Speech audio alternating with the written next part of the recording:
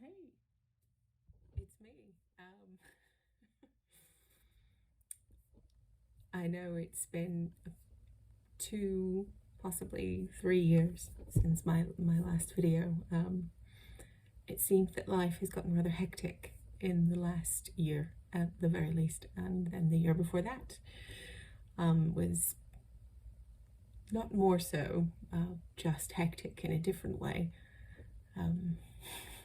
But this past year, has been the mother of all life-changing, life-altering events for every living being on the planet. And of course, I'm talking about COVID, and the destruction it has wrought across all peoples of the globe. So I should say I have an excuse with that, but it's mostly that I got busy and I completely forgot. And it was only this evening I was sitting watching TV and my son was watching Mr. Beast, and I remembered that at one point I too made YouTube videos and a blog. My website is no longer currently functional. At least I don't think it is. If it's still up, I have no idea, which is unfortunate. I worked rather hard on a lot of those more scholarly type articles. I want to thank everybody who's actually gone through and commented and said such lovely things, and it is amazing and just wonderful that this blog has helped so many people. I have gone through, it may be a bit late now, but I have tried to answer any of the questions that have been left for me. I am no great authority on AIP. I know what I've read and the puzzles I've put together and what's helped me. And I hope, genuinely, I really do, that these videos have helped somebody out there at least find the right direction that they need to go. Some of you have reached out on Instagram to me, which is brilliant. That's great. Please send me a message if you have any questions. So anyway, back on some kind of topic, COVID and Porphyria.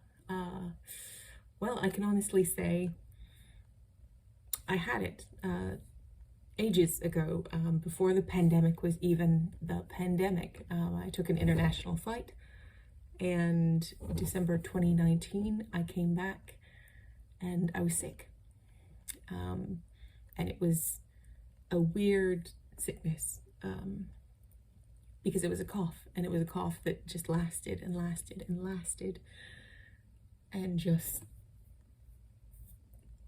nothing helped. It wasn't a cough that was caused by like a postnasal drip. Cough medicine didn't help, sitting upright didn't help, and it would just leave you winded. And it wasn't honestly until they really started figuring out that you lost your sense of taste and smell that I put things together and figured it out. And I actually didn't realize I had lost my taste or smell until it came back. I was in traffic, and when my sense of smell came back, I could actually smell the tires of the car next to me because it suddenly was like, oh, okay, I can smell things again.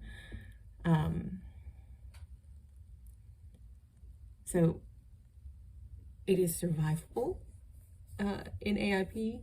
I did not notice it being any more difficult for me than it was for my children, because they too also had it. The long COVID was crap. Absolutely, genuinely very annoying. I had heart palpitations for 3 or 4 months, but I had it, let's see, from December 2019 to March 2020.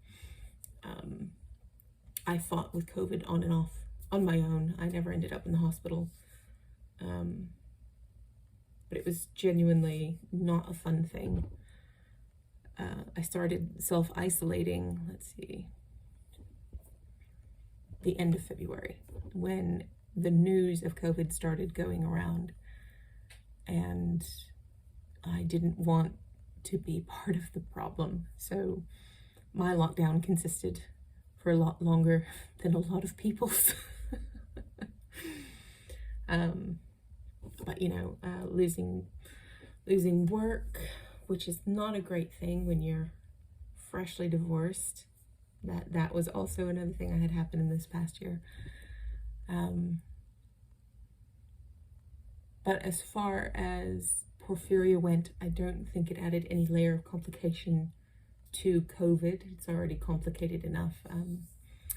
But on the note of Porphyria, my Porphyria has now been in remission for, gosh, probably the last 2 years. I have been consistent doing plasmapheresis, and that seems to have kept a lot at bay. The other thing that I have been doing is I have been a vegan now for two-ish years, at least until my last video, or the previous update that I did that was ages ago. And that is a good thing. Part of the chain reaction of apologies, of Porphyria has to do with, in the last video, in my first video where I explained, actually no, it was the keto, why keto basically triggers Porphyria. I explained why burning fat as a fuel is really not a great thing for people who have COVID. And glucose is, and this is actually something I learned today, this is another reason I was thinking about this channel, was glucose is an inhibitor for some of the reactions that happen in the blood making process, which normally that's not a good thing, but in somebody with Porphyria, it can be the difference between going into an acute attack or avoiding it entirely. So that's a lot of people I've seen will do something like drink a milkshake when they feel like these symptoms start coming on, and suddenly they're better, they're back on track. And a lot of that has to do with, I want to say PCPG alpha and ALSA-1. It's a whole complicated metabolic chain, because Porphyria is more than a blood disorder. It's more actually a metabolic disorder, but it has to do with your blood and your liver and all of that fun stuff. Anyway, so that's why being vegan in general works out better, because it is a higher carbohydrate diet, so that you have more glucose in your bloodstream. So that is not a bad thing.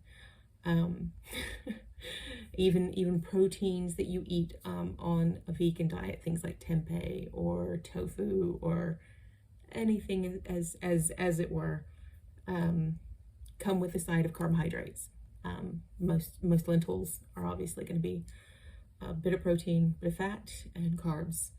So that works out a lot better for me personally, keeping my symptoms in check, not having any kind of relapses, and all of that fun stuff.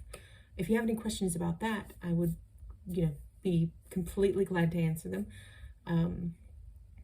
If you've had an experience with COVID and it's been complicated by your Porphyria, I would be very interested in hearing in what happened, if you are comfortable talking about it. Your health is your business, but I'm putting mine out here. Other thing I'm really excited about now that stuff is opening up, the gyms are back. And it's been so long and I've missed it so much. I think I've been going every single day for 3 weeks straight. It's probably too much, but I'm just so glad to be back. Anyway, I want to thank everybody who's commented. I'm so happy that these videos have helped people. That's really what I wanted for them. That, and to share a bit of my insanity, as it were.